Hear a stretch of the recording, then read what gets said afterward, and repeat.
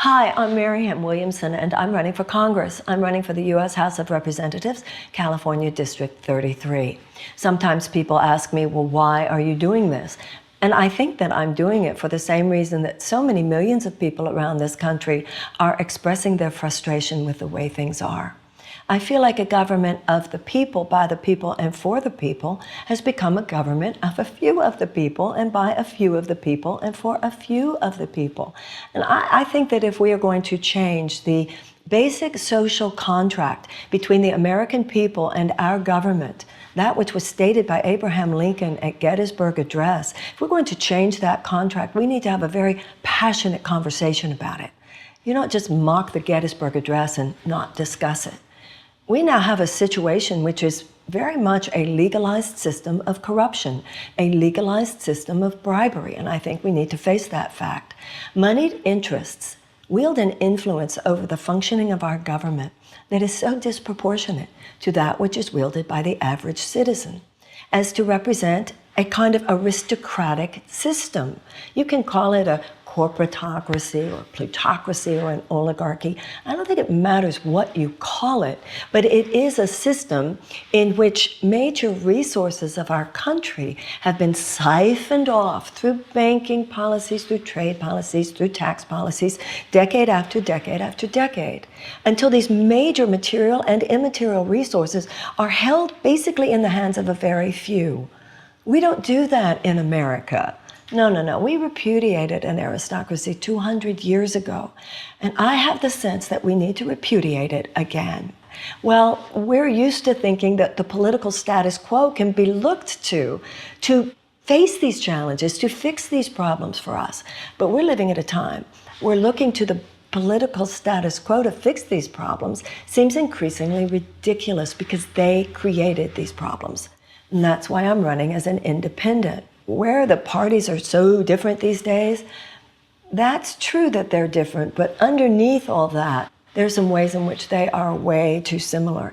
And that is that both of them are beholden to these same moneyed interests.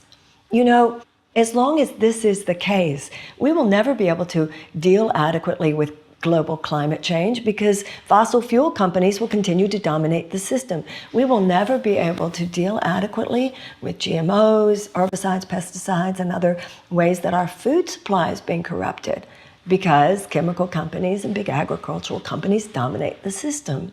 And we will never have universal health care as long as health insurance companies and pharmaceutical companies dominate the system. So we have a very, very serious problem on our hands now. We have shrinking civil liberties, we have expanding corporate influence, and we have domestic surveillance.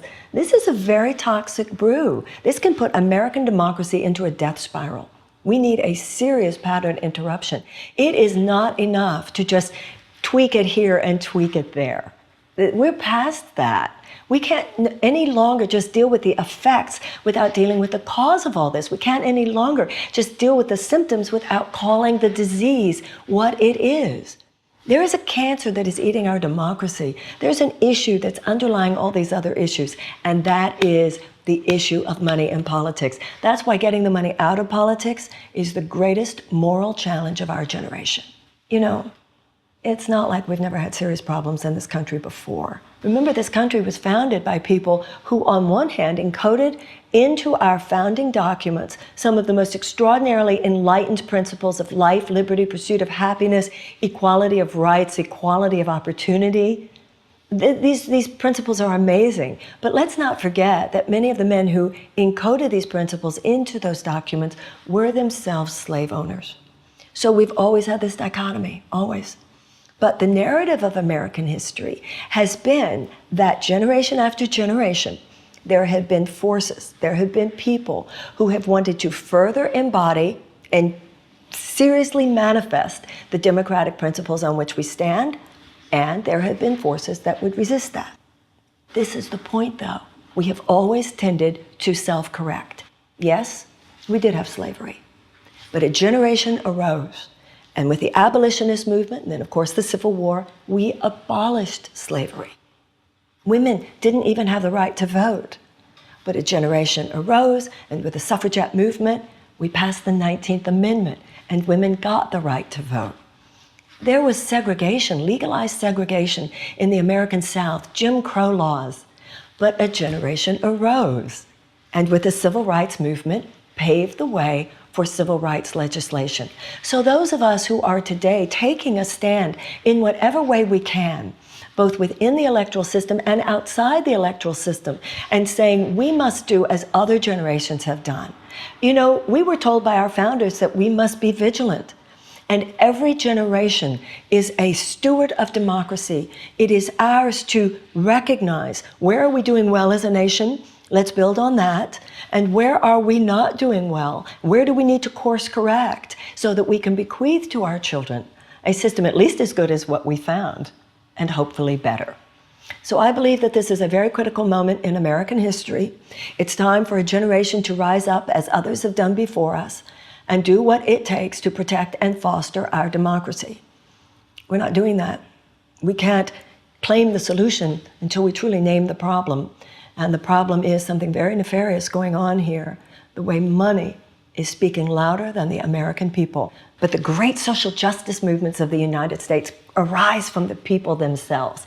And that's what this new pro-democracy movement is. It is arising from the people themselves. That's a real American spring right there. And I see my candidacy and my campaign as part of this. It's in the zeitgeist. It's the times in which we live. And this is not time for us to fall into the same old, just towing the line, this kind of Stepford citizenship that we've fallen into, with politics becoming a spectator sport and we're just watching the horse race. That's got to stop. We don't have time. We must awaken. When the American people do wake up, we slam it like nobody's business. That's why when Pearl Harbor was attacked, a Japanese admiral famously said he feared that they had awakened a sleeping giant. And I think a giant that has been asleep for too long is beginning to awaken. I feel it, many people feel it, but it's not enough to just deal with this from the outside. It's not enough to just deal with this from online petitions. There's a limit to what we can do from the sidelines. No, on this one we need to get in there. And that's why I am running for Congress, and I hope that you will support me in any way you can. If you live in District 33 of California, I hope that you will vote for me. If you do not, I hope that you too will support my candidacy in any way possible. And if I have the privilege of becoming your congressperson, this is what I will do. I will go to Washington, and I will do everything in my power to magnify the voice now in Congress as well as that outside Congress. The voice, the movement that has to do with preparing a constitutional amendment that would be sent to the states for ratification, outlawing the undue influence of money on our politics, establishing that corporations do not have the rights of personhood. Until then, very, very serious, unnecessary human suffering will lie behind the statistics that we all know too well. If you feel, as I feel, something is off, democracy has sort of gone off the rails, and that it is up to the people of the United States to interrupt that pattern, to speak our word, to take our stand, to run candidacies, to run winning campaigns, to win seats in Congress, to win elections that actually create political heft around this new pro-democracy sentiment in the United States. And if you agree, as I do, that it is time for this, now, in this moment, I hope that you will do all that you can to support my campaign. And if you do, and with your help, I promise you, I will slam it. I will. And I thank you for your support.